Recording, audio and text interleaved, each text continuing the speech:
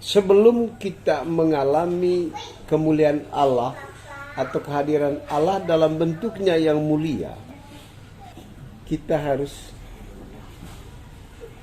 belajar menjumpai Dia dalam situasi-situasi aneh seperti itu. Nah, ini persiapan kita untuk menghadapi masa akhir. Terbukalah, siaplah.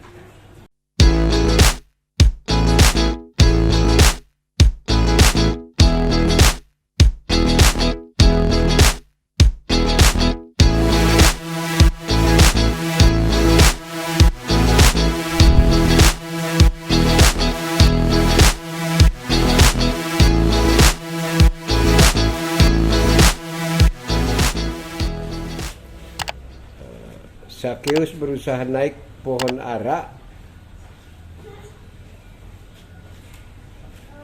untuk berusaha melihat Yesus.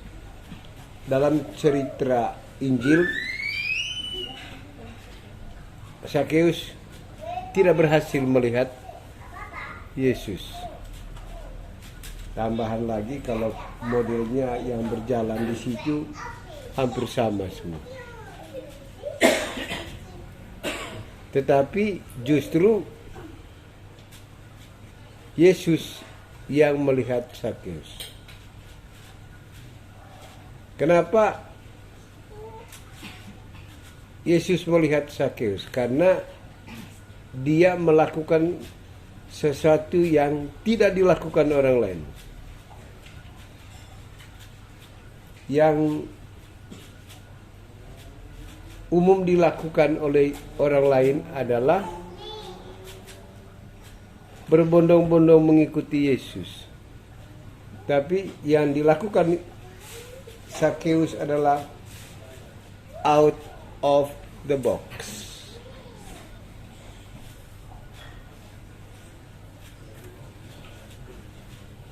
Dia melakukan sesuatu yang out of the box yang menyebabkan dia dilihat Yesus dan Yesus akhirnya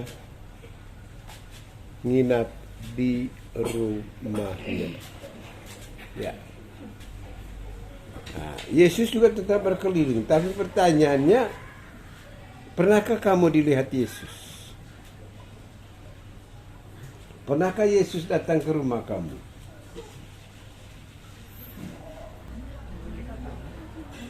Pengalaman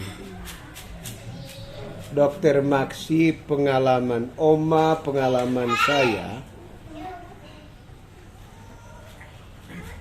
dia tidak pernah datang dalam bentuk yang sama dengan yang orang lain. Dia juga datang secara out of the box.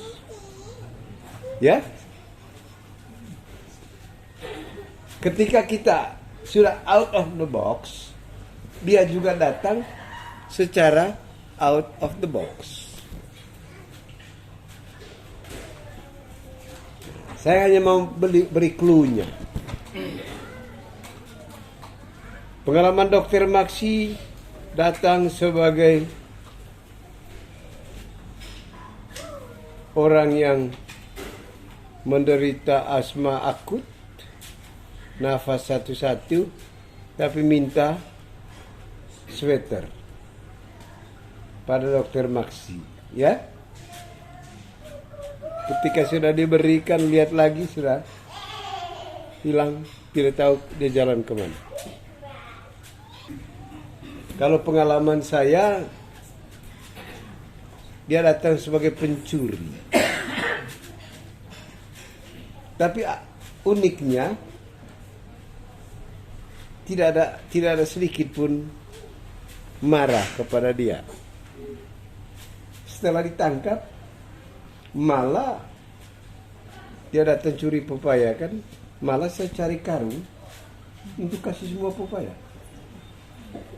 Baru dengan sukacita saya menangkap dia dan melepas dia pergi dengan bawa pepaya.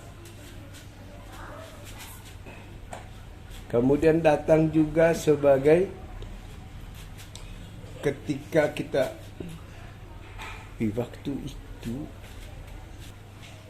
justru yang datang itu adalah seorang ibu yang gila, datang mengajarkan saya Injil.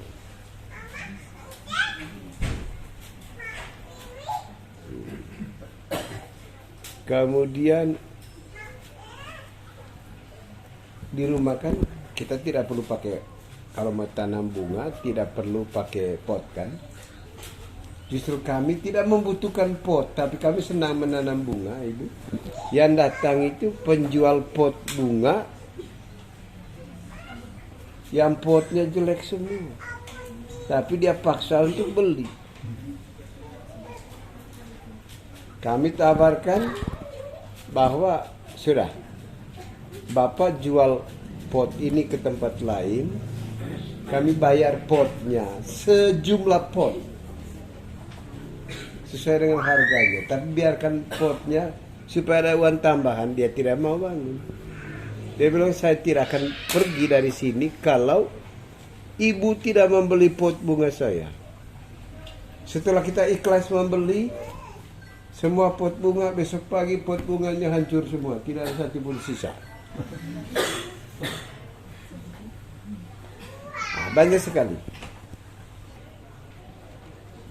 Sebelum kita mengalami kemuliaan Allah atau kehadiran Allah dalam bentuknya yang mulia,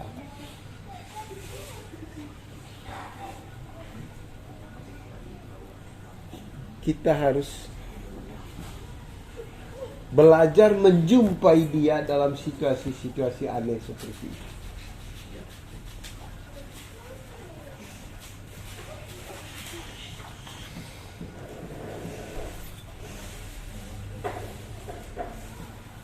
Kadang-kadang dia datang dalam bentuk penipu. Jadi dia datang sebagai kita, sebenarnya ada perasaan kita dia sebagai penipu. Disinilah konflik yang mengecohkan kita. Kita menempatkan dia sebagai penipu dan akhirnya kita tidak enggan memberi. Hati-hati.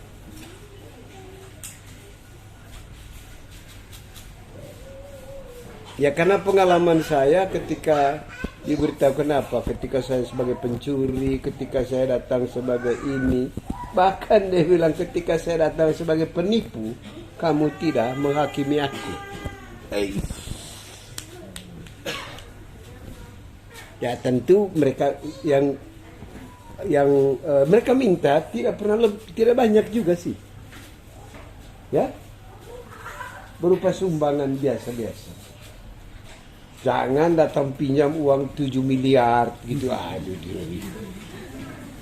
Ya, baik. Coba. Saya berbicara itu hari ini karena ada peluang ke depan bagi kita masing-masing untuk mengalami peristiwa-peristiwa itu yang secara jangka menengah maupun jangka panjang akan berkontribusi terhadap kehidupan kita. Pesan ini untuk yang Kristen, dan sebenarnya tidak hanya untuk Kristen, semua. Untuk yang Kristen terutama, ini pesan persiapan kita menghadapi Natal. Jadi masa Advent kita bukan masa penantian yang tidak jelas selama ini. Nah, ini persiapan kita untuk menghadapi masa Advent.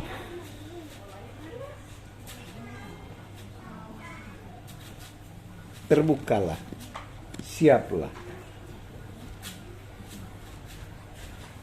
Jadi nanti kita akan berjumpa dengan situasi seperti itu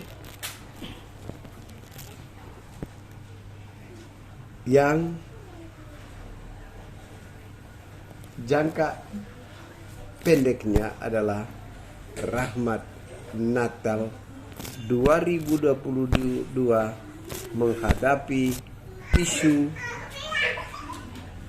yang diduga tidak menentu 2023. Jadi Natal itu adalah momen penting bagi kita supaya kita tetap pakai gaya asing sedikit, eksis 2023. Ya, saya sih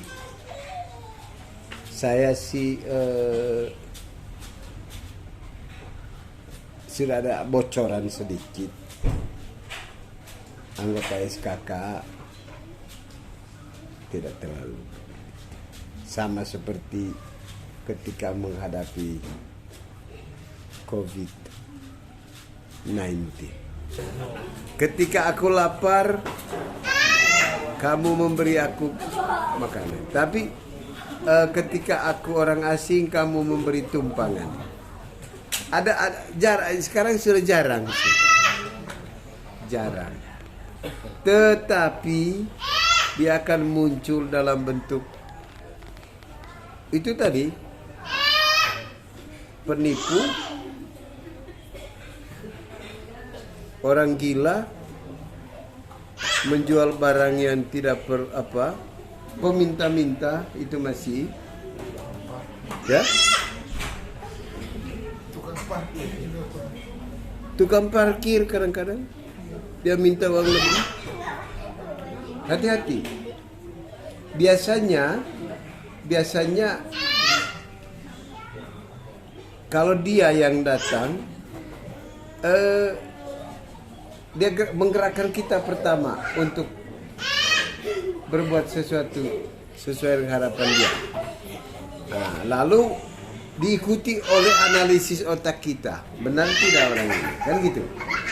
Tidak perlu, tetap ada dua opsi yang ditawarkan. Pilihlah yang pertama. Pilihlah yang pertama. Ya. Misalnya orang-orang yang sederhana, dia mau meminta, agak gengsi, mau tidak mau dia menipu. Artinya orang-orang itu juga orang berkekurangan biasanya. Ya? Tapi dia mau meminta, dia rasanya padahal dia membutuhkan. Lalu dia menggunakan mekanisme menipu. Nah, di sini ada dua hal yang ditawarkan kepada kita. Menerima jadi korban dan memberi kepada penipu. Memberi dengan tulus. Dan biasanya tidak banyak juga sih. Inilah bekal kita menghadapi Natal tahun ini yang kalau dimanfaatkan dengan baik akan menjadi kekuatan atau rahmat yang menguatkan kita menghadapi simpang siurnya situasi Indonesia 2023 kan agak rame, ditambah dengan situasi politik.